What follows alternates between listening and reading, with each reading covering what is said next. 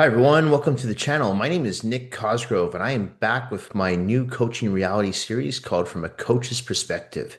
Today, I want to talk about social media and the impact that social media has on you, the client, or you, the trainer, and how it can negatively impact your results that you're trying to achieve with your physique if you're the client, or how it can negatively impact your results with your business if you're the trainer.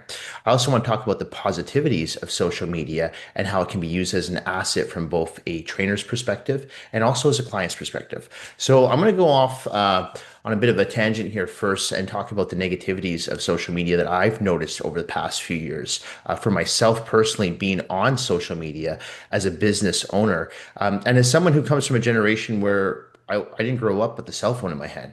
I didn't grow up with social media. I first got on Instagram back in, I think it was like 2015. So I've been in the game for about a decade now, but I'm still not someone who is glued to social media. Um, I use for me myself personally, if you've ever gone on my Instagram or if you go on a YouTube channel, I use social media for business. Okay, I'm fairly private about my personal life. I mean, I do share some things from time to time, but 90% of what I put on Instagram, on Facebook, on YouTube has to do with my business. Okay. Now, some people say, well, you should share more of your private life. People want to know more about your private life. It'll get you more clicks, it'll get you more views, and that's fine. But that's never been my goal. The reason why I'm on social media is because I want to be a reputable, knowledgeable, and experienced coach and allow people who don't work with me to see that I do understand how to get someone into shape through dietary nutrition, how I do understand how to get someone in shape from putting together a customized training program for them, how I do know how to work around physical limitations and injuries. So it just gives people who don't know me a little bit more insight from just saying, well, maybe I should hire this person. Okay. Not to mention that I also have tons of testimonials on our website, Google reviews. So I want to be a reputable person in this industry that people can trust and people can come to when it comes to transforming their physique or improving their overall health and well-being. That's why I use social media. Unfortunately, though, there is a lot of negativity out there when it comes to social media. And I get it sometimes. I have people that, they'll say comments to me on social media, and I'm someone who just leaves it up. If you ever look at my Instagram, sometimes I get a few negative comments from posts I put up, or in my stories, I'll get some comments, or even on a YouTube channel, and I leave it up because, freedom of speech. People can say what they want to say. If it's as long as it's not attacking someone else, I'm okay with it. If you're attacking me, I'm fine with that too. But I don't want negativity on my channel. So whenever I have comments that are negative about others, I usually will take those off. But if they're towards me, I leave them up. I don't care. All right. But for a lot of coaches and a lot of trainers out there who try to use social media as a platform for their voice and try to get more business, generate for their online coaching business or their in-house personal training business, the one thing that I notice is that a lot of these coaches and personal trainers are not consistent with their posts. They're not consistent with their stories. So if you're going to be on social media, in my opinion, you have to be all in. You have to be posting daily. Okay. You don't have to be sell, sell, sell and put in people's face every day, but you have to be posting your services. You have to be posting information. You have to be giving tips on training, tips on diet. So continuously offering your services to let people know that you can help them transform their physique and improve their overall health and well-being. All right. So what I noticed though is a lot of these coaches who aren't doing this and they're very inconsistent with their posting. That to me just shows a lack of professionalism. All right. And I understand that it's almost like a full-time job to post on social media. And, if you yourself are a busy coach like I am, you can outsource this. You can outsource people to help you by posting your Instagram stories for you, by posting your posts. All my stuff is from me, but I do have people that help me post it for me when I'm busy on the floor, right? But it's all my content. So it's either you're in or you're not. Okay. So same with the YouTube channel. If this is something I'm going to be consistent with on a weekly basis, I'm all in. Regardless if I'm dieting, regardless if I have low energy, regardless if I'm working 14, 15-hour days on the floor, I've still committed to the process of putting up my weekly Q&As and my weekly coaching reality episodes, okay? Mondays and Wednesdays. This is something that I've committed myself to, all right? So the negativity that people deal with though from our side, from the coaches and the trainers, is that you will get people who disagree with you from time to time that call you out and say, no, you're wrong. And that's fine. And to me, that's good because I could be wrong, and I'm okay with being wrong, and I'm okay with people commenting and saying, I disagree with you, and that's totally fine. I want to know why you disagree with me. Okay, so I'm never afraid of like getting someone who is going to criticize what I'm putting out there, because let's face it, if you're putting yourself out there on social media, you're opening yourself up to get criticized. Okay, so if you don't have thick skin, don't be on social media. Now, from a client's perspective, though, I work with a lot of people who are on social media. And unfortunately, for a lot of these people, social media can negatively impact their psyche. And what I mean by that is they'll look at Instagram reels of people working out in the gym. They'll look at Instagram posts of people's results from working out in the gym, and they'll compare themselves and say, well, I don't look like that. And instead of getting motivated by those people, they usually get discouraged and say, well, I've been training for 2, 3 years and I still don't look like this person. What are they doing? And I can tell you right now that when it comes to social media, you have to remember, you're only seeing the highlight reels. People only want to put up the good. Very rarely do people put up the bad. How often do you see someone take a shirtless selfie with their gut hanging out, right? Not very often, right? So in my opinion, it's not ideal to constantly compare yourself to others. And I see this all the time with competitors too, people who are watching other people who are training for a show. I just had this the other day with one of my clients who's competing in 3 weeks. He said, I don't think I'm ready yet. I'm going to pull out of competition. I'm like, why? You look great. He's like, yeah, I saw some of the other guys who are in my class and they're looking really good. I'm like, where did you see them? Like Instagram. I'm like, what you see on Instagram is not what you see in real life.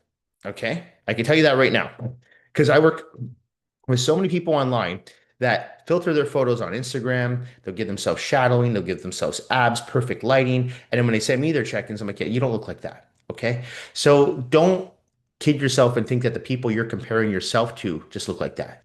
Okay. Yes, there are a lot of people who dedicate themselves to this fitness lifestyle and do look really good. Of course, there's professional bodybuilders, fitness competitors, bikini competitors. Yes, they do look good. That is their job, though. Okay. They're getting paid to perform, they're getting paid to look a certain way. If this is not your job and this is your hobby and this is something that you just, hey, I want to look and feel good, you don't have to compare yourself to Ronnie Coleman. You don't have to compare yourself to a Jay Cutler. Okay. So you just have to compare yourself to yourself. All right. And you have to be happy with the results that you can achieve with your health and your physique. So when it comes to social media, one thing I try to remind my clients who are on social media is you have to develop a bit of a tunnel vision towards that. And I've had people who are on social media just take themselves off because they know it's bad for their psyche, because they are comparing themselves. And, you know, I've always said that when I'm retired, I'm off social media for good. You'll never see me on social media again. And the reason is I don't actually enjoy being on social media. I'm very active with promoting the business, but I'm never really engaging with people on social media. I'm not in conversations with people. I'm not arguing with people. I'm just posting my content and I log out. Okay. So it doesn't really affect me the same. And maybe that's because of my age. I'm a little bit older, so I don't let it affect me. But if someone's grown up with this and they grew up with Snapchat and Instagram and Facebook and all these things that they grew up with as kids, and now they're into their early adult life, it can be difficult, right? Because you're so used to it. You're so glued to your phone. So I understand that for a lot of people, it's difficult to give it up. But if you're finding that you're constantly comparing yourself to others and it's almost in a way, it's not motivating you anymore. It's discouraging you, saying, well, what's the point of me going to the gym? What's the point of me dieting? I'm never going to look like this person. Then my recommendation to you, log out of social media for good. Okay. It's not helping you. And there are some positivities of social media too. Like, for example, with people I follow, there's a lot of coaches and trainers that I learn stuff off of from social media for sure. And there's a lot of positivity there too, where you see some motivational posts. Maybe you see a body transformation where someone was really overweight, or someone came back from a crazy surgery and now they're in tip-top shape again. Or someone had a physical limitation, or maybe they're dealing with some type of disease and they're still going to the gym, they're still training. That can be very inspirational, right? Of course. So social media does have its goods as well. And for people like myself, small business owners, social media can be a huge asset for your business. I can tell you right now, though, before I was on social media. Okay, this is like before the Instagram, before I was even on regular posting on LinkedIn, even or even Facebook. I was already making six figures a year. All right, so I didn't need social media to make more money. I just needed social media to get my message across to more viewers. Okay, rather than to stay local here in Vancouver, British Columbia, now I can reach a wider audience. So for me, social media is a huge asset. All right. But again, it really depends on the person. Because, like I said, I've worked with clients over the years who have just gotten discouraged when they see other people training hard and lifting heavy weights, and then they look different and like they get unmotivated to go to the gym now. I say, you need to log out. All right. So, like anything, there's the good and there's the bad. So you have to figure out for yourself whether you're a coach, trainer, business owner, or you're a client who's just trying to get in shape, or you're just someone who goes to the gym and you just want to be healthy and fit, is social media is going to work for you. And to go back to the coaches and trainers out there, if there are any coaches or trainers that watch my channel, one of the things you will see is that I'm super consistent with my post. I have my YouTube shorts that I've just started posting on a regular basis. That's not a plugin, but it's just something that I'm trying to generate more views. And then I have my LinkedIn post, and that's actually helped create more business towards for my coaching, my online coaching. I've generated quite a few clients from just LinkedIn alone. So the thing is, though, I'm consistent with it because I feel like if you're someone who lacks that consistency, people are going to view that as a lack of professionalism. If, for example, oh, they're not very consistent with their LinkedIn post. The last post they did was 2 weeks ago, and then they did three posts in a week, and then they didn't post for a month. To a lot of people, especially people who are looking to hire a trainer or coach, they're looking for that accountability. So if you can't hold yourself accountable with social media and continuously put up posts, whether it's on Instagram, Facebook, YouTube, LinkedIn, or a combination of all four, or maybe TikTok, Snapchat. I think I'm a little too old for TikTok and Snapchat, but if that's your audience you want to go for it, of course. But you have to be consistent. Okay. And if you're someone who's like, "Ah, I don't want to be criticized. I don't want to deal with, the backlash," then stay off it. You don't need it. Grow your business organically. I mean, there were trainers growing their business back in the 90s, early 2000s without social media.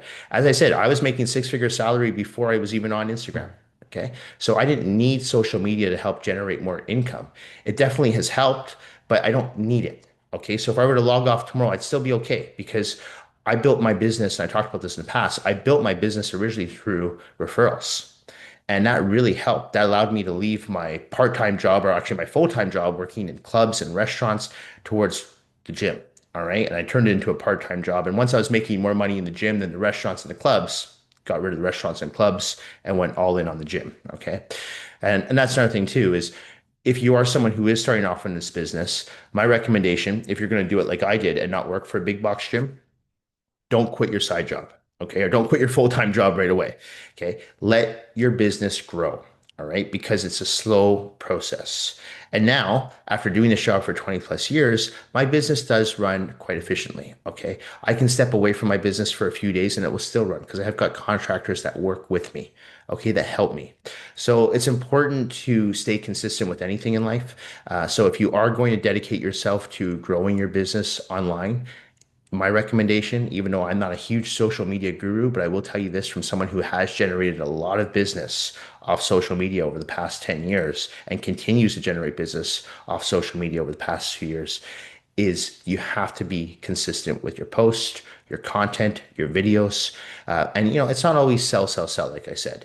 It's more just making sure that you're getting your message across to your viewers, to your audience, and they'll understand and they'll make that decision. Hey, does this person know what they're talking about?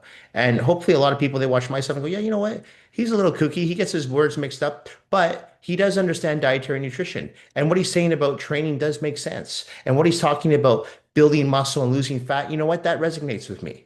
So, you know what? I do want to hire him as an online coach. I do need some help with my diet. I do need some help with my training program. Okay. So it does create that sense of security for a lot of people who are looking to work with you because they see and they can interact with you, whether it's through comments or whether through its DMs, they can interact with you and get to know you. Because at the end of the day, you're selling yourself, you're selling your service, you're not selling a product. Right? I don't sell cookie cutter programs. I'm all in. So I'm selling myself here.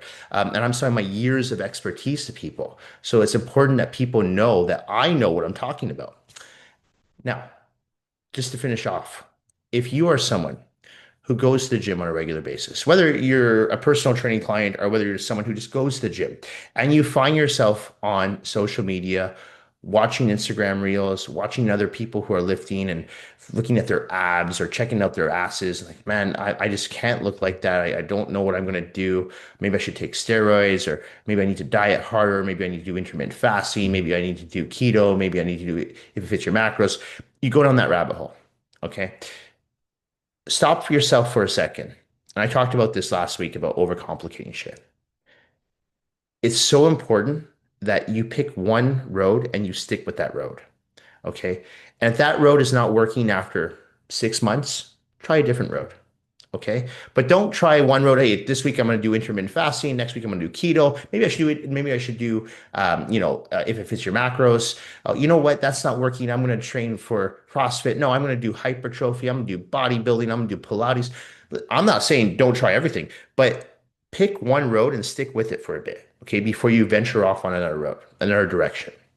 And that's the one thing I tell a lot of my own clients. And I say, manage your expectations. I always talk about managing your expectations. This is not going to be an overnight process. You're not going to go from 40% body fat to 15% body fat in a week. It's not going to happen. All right. But if we can manage your expectations and we can help create good eating habits and supplement with good training habits, you're going to get results with your health and your physique.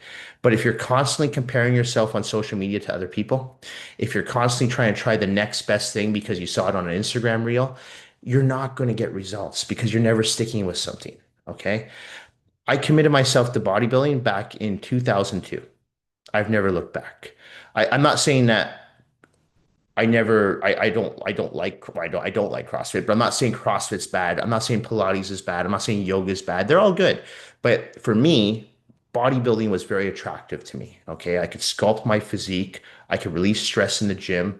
And I mean, Jesus, I built a business off of it. So I love it. Of course, I'm fully dedicated to it. Okay. Do I look like a professional bodybuilder? No. Do I want to look like a professional bodybuilder? No. So I still want to have a decent looking physique though at my age at 40, and I still feel good and no joint pain. Knock on wood, I have no serious injuries, no physical limitations, and I attribute that to bodybuilding. And I attribute the discipline that I've created for myself and the work ethic for my business all to bodybuilding. Okay. You're not born with a good work ethic. Okay. You're not born to be dedicated to something, okay, and disciplined. That's something that I've learned through bodybuilding. So I owe a lot to bodybuilding. I owe my career to bodybuilding.